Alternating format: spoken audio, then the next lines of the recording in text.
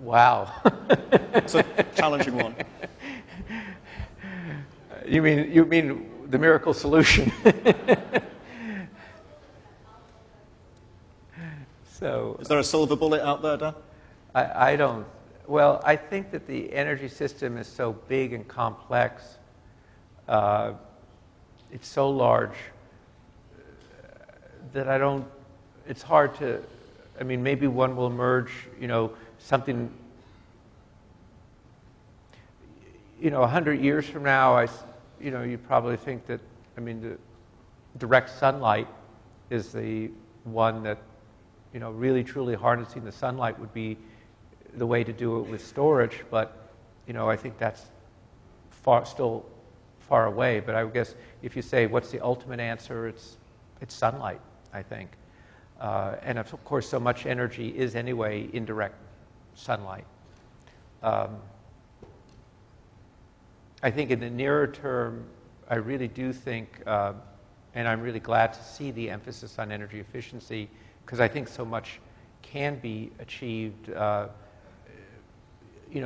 relatively quickly, although I'd caution it also takes investment. It doesn't just happen because you say it happens. In fact, I see that often in the energy area. People think if you just say something, it's happened.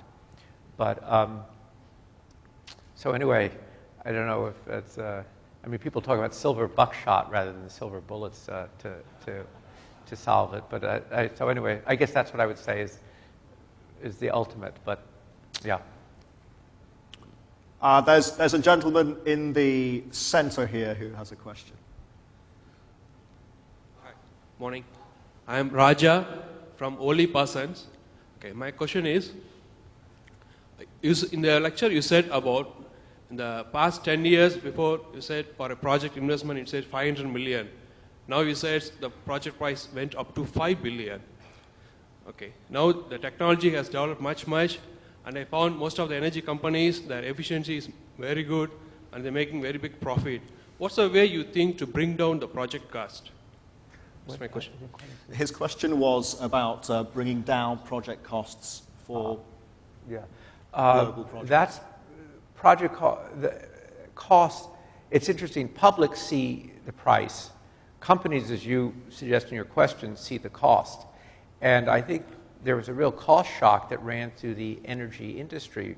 We created these cost indices to try and track them, and that found that basically the cost of doing a project between 2004 and 2008 doubled. So, and that was quite destabilizing. Costs have come down somewhat, not as much maybe as people would have expected. Part of that has to do with that there being enough people in the industry and consistency of it and capacity, because when you had $10 barrel oil, a lot of capacity was squeezed out of the industry. So I think the energy industries, all of them are going to be very preoccupied with the cost question and managing the cost question. And is the trend going to be within the industry towards scaling up, greater consolidation to help drive down those costs and achieve economies of scale? Well, I think that there's going to be constantly, I was just looking back on the mergers at the end of the 1990s, and so much of it was driven by the need to gain scale to bring down costs. So one way or the other, people are looking for how do you manage your costs better. How do you change your organization to do that? Partnerships, consolidations, whatever, to get scale. So I think that's going to be, definitely on the mind of managements that have to work in the industry. Sorry, yes, you wanted to come back. Yes, go ahead, sir. You wanted to come back to that. Quickly, if you could. Yeah. Yes. The thing is, okay, the study shows the world population is going to hit 9 billion in 2030. That means the energy demand has to be very high.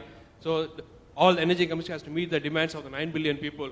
If that is the case, why not the technology is not working in such a way to reduce the cost of the entire project, simply the cost of the price of the oil or whatever the things. So the question was about technology and cost pressures. Right. Well, one reason for rising demand, when you look out, is because of rising population as well as rising income. I'm not sure how that figures into the cost. I'm not sure. Yeah. Okay, we can return to that after we conclude our dialogue here. But right at the back, there's a gentleman with a question.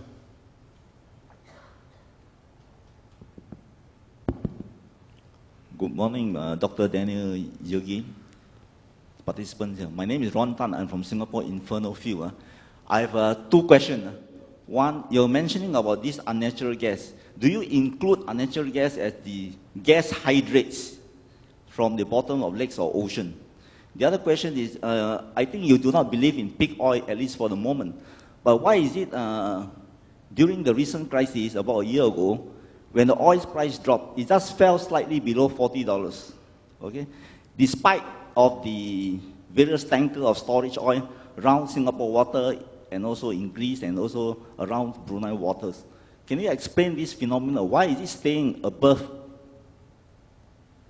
almost above $30 at the time of the crisis, and at the moment it's hovering around $80? Is it because of the weak dollar, or is it because the oil are in the hands of a few?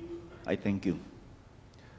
Well, the first question, unconventional natural gas, did not include hydrates. Really meant shale gas primarily, although there's coal bed methane, which is in Australia and other places. So hydrates is a whole other story.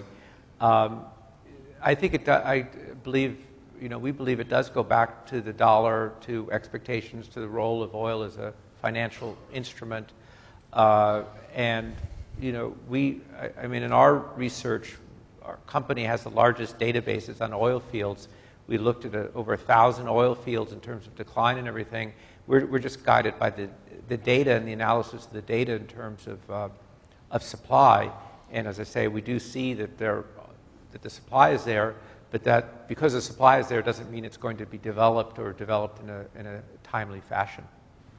Okay, we've got time for 1 or 2 more questions. So there's a lady at the back there who'd like to come in. Yes. I'm Xu Qinghua. I'm from China, Renmin University, an Energy Studies Center. Yesterday, I went to a bookstore. I tried to buy the book, Dr. Yergin, 2008 edition, but I was told that it has been sold out. That's either good news or bad news. And I think that how popular you are and how popular the energy issue now, because you have been referring to China for so many times during your lecture. So I didn't hand up my hands when they suggested the successful and unsuccessful the Copenhagen climate change negotiation next month, because I'm not sure that the definition of the success. So this is my first question. So how do you define the success of the climate change negotiation next month? My second question is for Mr. Yergin. Would you please tell me your view on China's government's stand in this negotiation?